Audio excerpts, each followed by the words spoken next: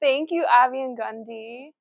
You all are amazing. I'm so happy and honored to have this show. I think Abby asked me to do it maybe like a year and a half ago, and yeah, I was interning for them and had a few pieces up around town, and was just super excited to have the show, and it's finally here. I graduated from Colorado College in 2022. I did studio art, and I did a lot of printmaking classes. Heather's here somewhere, yeah, in the print shop. And this work comes from two art residencies I did in the past year. One was in Paonia, Colorado. It's called Elsewhere Studios, and I was there for a month in October. And the four pieces in the back room, the two blue ones against the wall, the smaller ones, and then the two larger, colorful ones opposite each other from that residency. And yeah, that work kind of comes from this. I was playing a lot around with using brayers, which are a printmaking tool, a way to spread ink, usually on like a plate. But I was just using them as a way to put ink directly on paper. So they're kind of like a paint roller. And I really like how they have this repetitive aspect because the paint will roll and then repeat itself. Um, and in general, that's why I love printmaking, is because there's a lot of chance involved. You're putting ink on a plate or a wood block, some sort of surface, and then transferring it onto a piece of paper. And there's a lot of surprise that can happen there, which I really love. And so that's kind of like a through line with all the work here. But those four pieces I made in Colorado. And then the rest of the work I made at a residency in Petaluma, California, which is in the Bay Area, in December. And that was super fun because they have a printing press there. So I got full access to this really huge printing press, which, if you don't know, is like a mechanism for putting pressure on paper and then the ink and then whatever the plate is, and then you pull up the paper and it transfers that ink onto the paper. So I had a ton of fun, and all of that work at that residency was monotypes, which are most of it, which is when you take a plexiglass plate, which is like a piece of plastic, and you cover it in ink.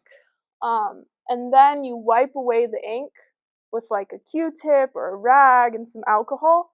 And then the black that remains is the ink, and then the white is the paper. So it's kind of this like reverse process, which I really love because you really get to see a lot of the details of the mark making in this really special way. And every time you pull up the paper, it's like Christmas. It's just so fun. Yeah. And so all of these are monotypes except for that piece on the end. That's again just like free-handed with the brayer on paper, ink on paper. And three of the smaller white framed pieces in that room combine the brayer technique. So I would take ink on a roller and put it on the plexiglass and then manipulate it with alcohol and rags, and then put it through the printing press. So that kind of combined the two methods I've been exploring. But I had a lot of fun. I hadn't done monotypes that intensely ever before, so it was kind of a new experience. And yeah, I like working in series because I think abstraction can be super open-ended and overwhelming. It's just like a blank canvas and you just go for it, which I really respect. But for me, I like to put in parameters so that I can kind of dive in more. So usually I'll play around with the technique. For example, this series of 8. There were 3 more before where I was kind of just playing around, getting used to the materials, the ink thickness, and then I was like, okay, I'm gonna decide on these two kind of figural forms interacting. I'm going to wipe the edge on 3 sides and let the black hang down to the bottom. I'm going to do this kind of paper, this kind of ink, this kind of size, and then just iterate, just keep going on that theme once I create those parameters, which I find helpful because it's just more fun to dive in if you don't have to make so many decisions. It can be overwhelming. And then from there, I don't necessarily plan out what the piece is going to look like. Once I have those parameters, it's just like, okay, how can I change this? How can I play with it? So I don't predetermine what the piece is going to look like. Really, for any art that I do, I like to play around and see where it takes me. Let's see what else. And some of the other favorite ones, this purpley gray one was kind of one day at the residency, I was like, okay, I want to try doing some color. And the mulberry paper is a special kind of paper that's super thin. And I was like, I want to play around with this paper. So that was my favorite one from that time or day. I can't remember how long it was of playing around with that kind of paper and that kind of ink. And I thought it was more playful. I put string down on the plexiglass to block the ink, so then at the end, where the string was leaves like a white line, which I thought was fun. Some of the other ones, these two big sort of twin flame pieces I thought were fun because that was like the largest monotype I'd ever done, and I did those two and then that one after it. That was fun because it's a lot of prep. You have to like put a ton of ink on the plate, on the plexiglass. You have to soak the paper. And then once I was ready to make the mark, it was kind of just like a moment of focus, and I had to I wanted to, just do a motion and then not over touch it. So that took a lot of restraint of just like, even if it didn't take that long, it doesn't matter. It's about all the prep and all the before work to take to that moment. But that was a kind of different method that was fun. Oh, and the title, A World of Manifestations. I landed on all the titles after I did the work. I did the work, packed it up and took it home, and like then I finally looked at it really. Like some of these I haven't even like really spent all that much time with, but I think it's fun to just put the work out and then I would just sit with my journal and be like, okay, what is this? And think of words and then kind of put the words to the images, but it's not premeditated in that sense. Oh yeah, and the title, I kind of just wanted to celebrate. I think it's so cool how when you zone in on something, there's just like so many possibilities. And even with a series where you're like, okay, it's this size, these colors, these two forms, it's like that series could go on forever. And then there's just like a million other different series options, and like I'm just one person and there's like so many people in this world. So I think it's kind of just a celebration of like there's so many things you can do and to just play around with it. I asked you this last time or on First Friday, and I keep forgetting, what is a monotype, or why is it called a monotype? I'm not entirely sure why it's called. Well, mono means one, singular. So there's only one of these each piece. Usually printmaking, like the point of printmaking is that you can make an edition. You can make a ton of them. But the point of why I like printmaking is because of like the chance in it, not because you can make a bunch of copies. But the monotyping means that each print is completely unique. Say if I had like a carved block with like a smiley face carved on it, but then I applied ink in different colors each time, that'd be a mono print because there's actually like a continuous thing in each one where each of these is like completely different. I wipe the ink down each time and redo it. I'm looking at Heather, I'm like, is that right? Yeah. And some of them I played around with not re-inking it completely.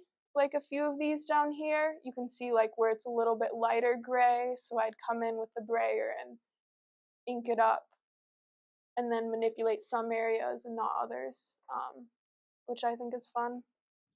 Hi, Calaya. Hi, Peyton. I was really drawn this time hearing you talk about Yeah. your work to the time constraint that you put on yourself. Mm. Do you have like either a schema by which you determine the time for your series or tips for determining times for series? Oh, good point. Um, well, I think with this, is this, oh, okay. Um, this, I just had like a certain amount of time at the art residency and access to the press, so that was the limit. But I also think I get bored pretty quickly, so just like a day, I'd spend like a day on one thing. So, um, in terms of like that series of 8, maybe I spent like a couple days on that. But and then within each print, like the ink dries maybe within like an hour, so you only have like an hour to ink up each plate and then do each print. Um, yeah. You spoke about the printing process and Mhm. dampening the paper and making that gesture mark, which is Mhm. very intimidating, I Yeah. think, to a lot of artists. So I want to know, how did you prepare for that? Like, were you doing sketches, writings? Like, you can't just walk up to that inky plate and just do such beautiful mark making without some sort of preparation. Yeah, good point. Um, I think doing all the little studies was kind of that preparation. Um, it definitely was scary. I'd like do it and then be like, I want to do more because I don't feel like that's enough. But um, just kind of forcing myself to step away.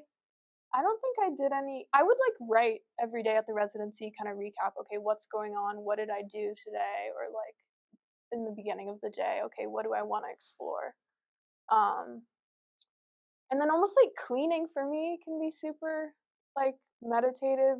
Cleaning takes a long time with printmaking. Getting all the ink off, making sure everything's clean. Yeah, but it definitely is hard. I remember doing one piece in high school that was just like one line of ink on some kind of calligraphy paper. And I really loved it. And I was like, okay, wow, like that took me 10 seconds, but like being able to step away was like the more important part. I don't think it doesn't matter how long something takes to make. I have two questions. First, simple. What was the residency in Petaluma? Oh, it's called In Cahoots Residency. Mm-hmm.